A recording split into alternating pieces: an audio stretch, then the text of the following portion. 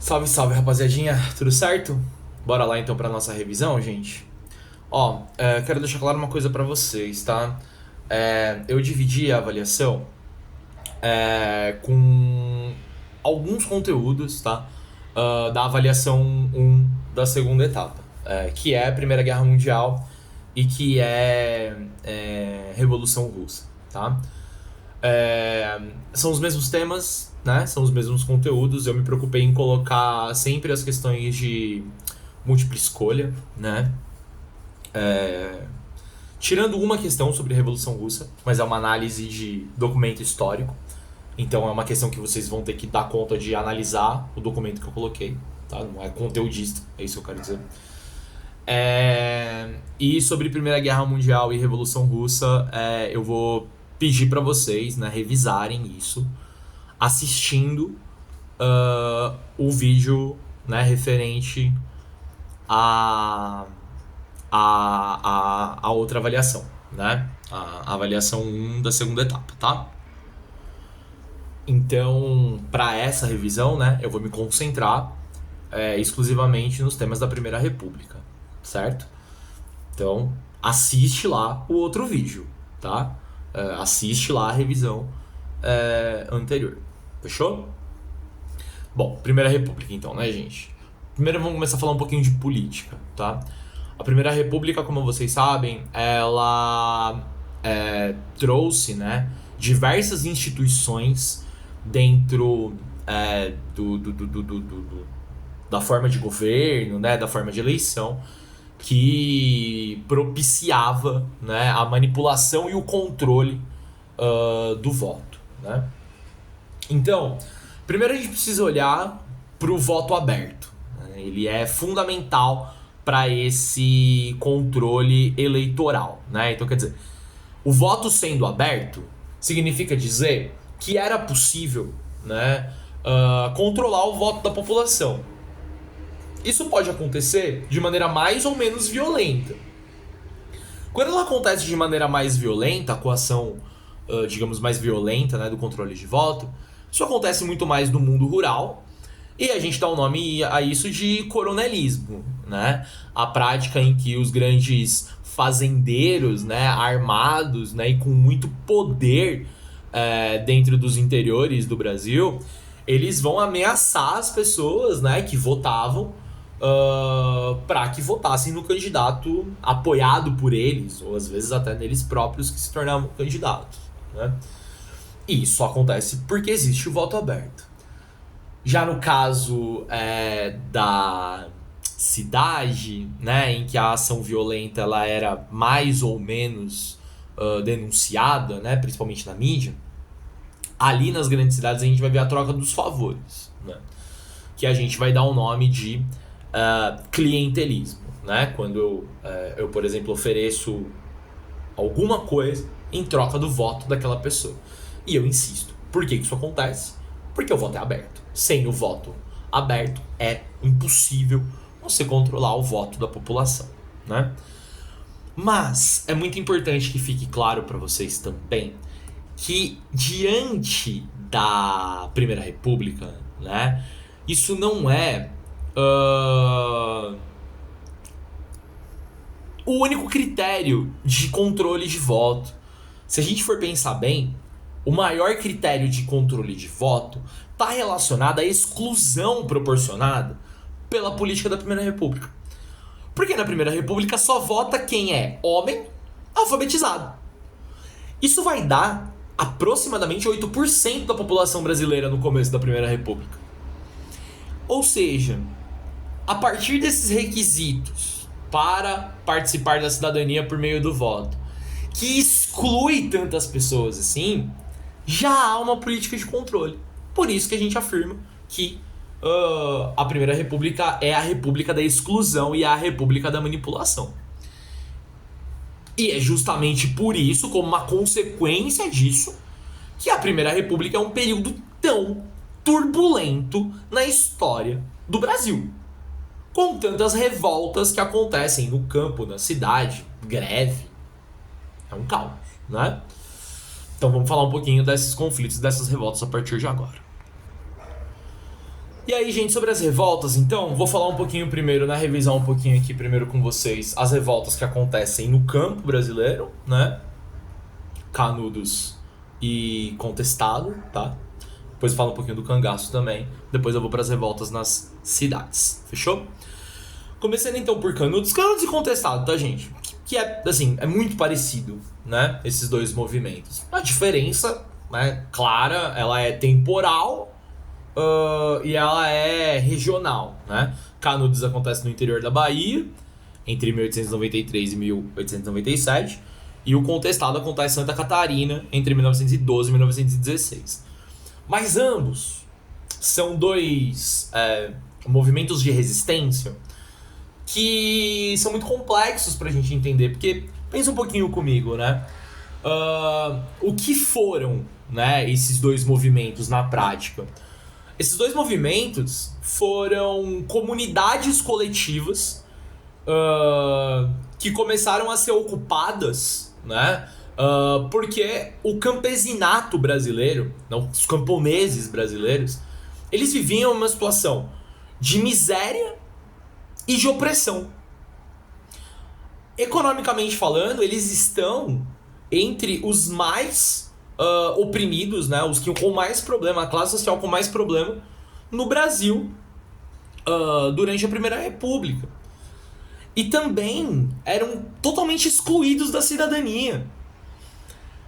Nesse sentido, qual é a possibilidade, né, dessa população sobreviver ali dentro daquela situação, né, em que eles estavam vivendo? E é aí, justamente aí, que entra a figura importantíssima para esses dois, para cada um dos movimentos, né, que são as lideranças, né, ali messiânicas que a gente tem nesses dois movimentos. Você tem, no caso do movimento de Canudos, a liderança do Antônio Conselheiro, e no caso do Contestado, né, a liderança do monge José Maria. E por que é tão importante essas lideranças?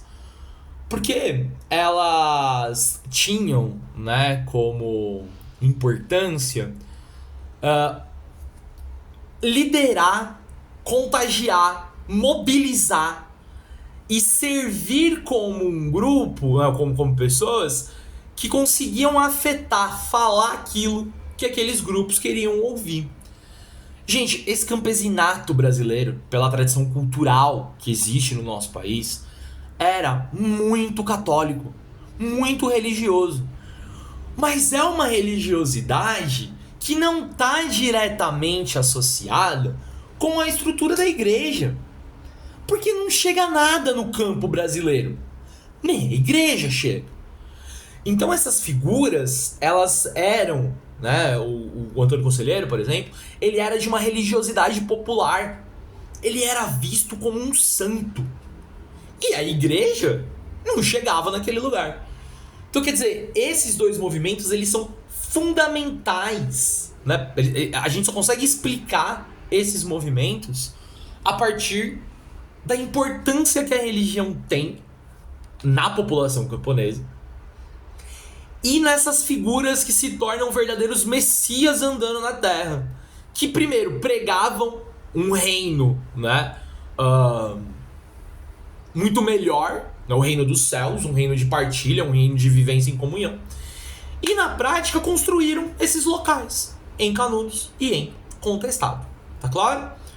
Uma experiência extremamente pacífica, como a gente viu, e totalmente diferente da experiência do cangaço, né? O cangaço, gente, está inserido no mesmo contexto histórico, né? No mesmo contexto histórico que está inserido, por exemplo, o Canudos. São aquelas condições de miséria e de exclusão que vão propiciar esse campesinato brasileiro a se rebelar contra essa estrutura. A diferença que a gente precisa citar é que o caso do cangaço vão ser ainda mais afetados pela violência direta exercida pelo coronelismo. E no final das contas, o cangaço vai reagir de maneira violenta. Ou seja, as condições históricas que intensificaram a ascensão do cangaço, esse fenômeno de banditismo social que a gente conhece no Brasil, Foi a extrema miséria, mas foi também a violência, né? E olha o termo que eu usei, banditismo social. O cangaço é uma experiência no qual se reagia diante da violência que estava submetida àquela população. Não é uma experiência revolucionária, não compõe ideologia política. Os cangaceiros não lutavam pela transformação do Brasil. Eles reagiam de maneira violenta com relação àquilo que eles aprenderam. Por que a gente tem uma construção de memória tão positiva e tão negativa ao mesmo... Aliás, muito mais positiva do que negativa, né? Mas é importante a gente analisar essas duas visões diferentes. Bom, do ponto de vista negativo, o que os cangaceiros eles são? Eles são pessoas que usaram a violência e que praticaram diversos crimes contra a propriedade privada, por exemplo. Crimes de sangue, matando alguns fazendeiros. A gente tem relatos de estupros que esses cangaceiros tinham com relação, né, a mulheres quando eles invadiam essas fazendas. Agora, a gente tem uma memória muito positiva com relação ao cangaço, justamente porque os cangaceiros eles eram vistos como aqueles que reagiam à estrutura de dominação. Malemar comparando uma espécie de Robin Hood. Por isso que eles são celebrados na memória do povo brasileiro até os dias de hoje. E agora, por fim, a gente chega na nossa última revolta, né? Que vai ser cobrada na prova, a revolta da vacina. E a gente sabe, né, que essa revolta, né, quando a população brasileira se recusou a se vacinar de maneira obrigatória contra a vacina, né, que era, né, para combater a varíola, essa revolta ela tá diretamente relacionada com as reformas urbanas que o Brasil passou durante o final do século XIX e começo do século XX, né? A política que a gente conhece como política do bota abaixo, né? O embelezamento do Rio de Janeiro no período, né?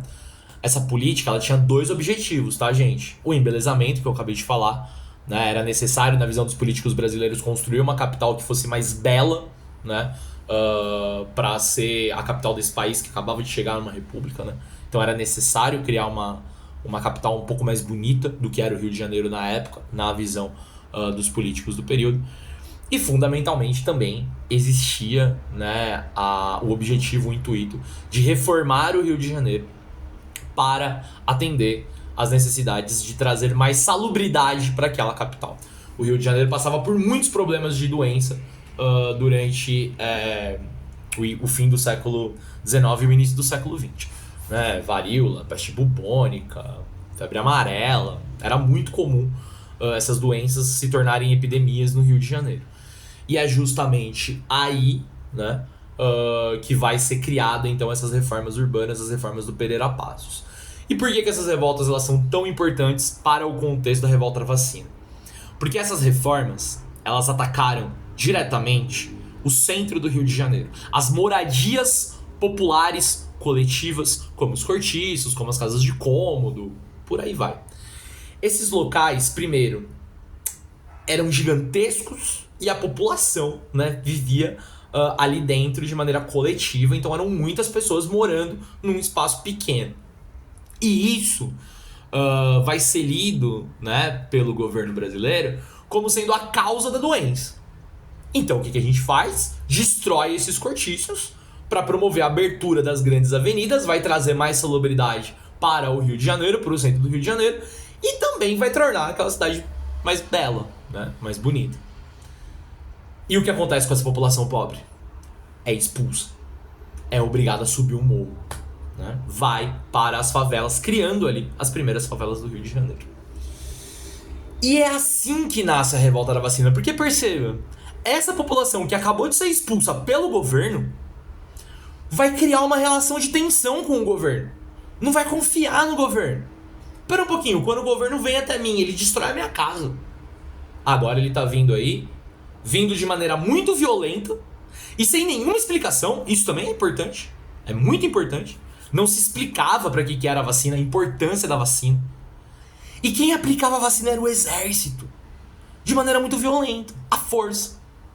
Quer dizer, soma esses três fatores: violência, falta de explicação. E a relação que a população tem com o governo quando o governo chega até mim, é pra me ferrar? Eu não ia aceitar tomar vacina se eu tivesse submetido a essas condições. E é justamente reagindo a isso que a população promove um verdadeiro quebra-quebra no Rio de Janeiro, em 1904. Certo? Reforço, galerinha. Se você chegou até aqui no vídeo, esse é o momento em que você vai fazer as anotações que você tem que fazer. Mas você vai agora mesmo ir pro vídeo de revisão da avaliação 1 desse trimestre para poder rever Primeira Guerra Mundial e Revolução Russa. Certo? Sobre Revolução Russa, eu queria só destacar para vocês de novo, né, que eu tô colocando aí para vocês um exercício de análise de documento histórico em que eu vou pedir para vocês, né, analisarem aqueles documentos expressando os protagonistas da Revolução Russa e como a Revolução Russa modificou a vida dos trabalhadores russos durante esse processo revolucionário. Certo? É nóis, então. Beijo pra vocês e é tudo nosso.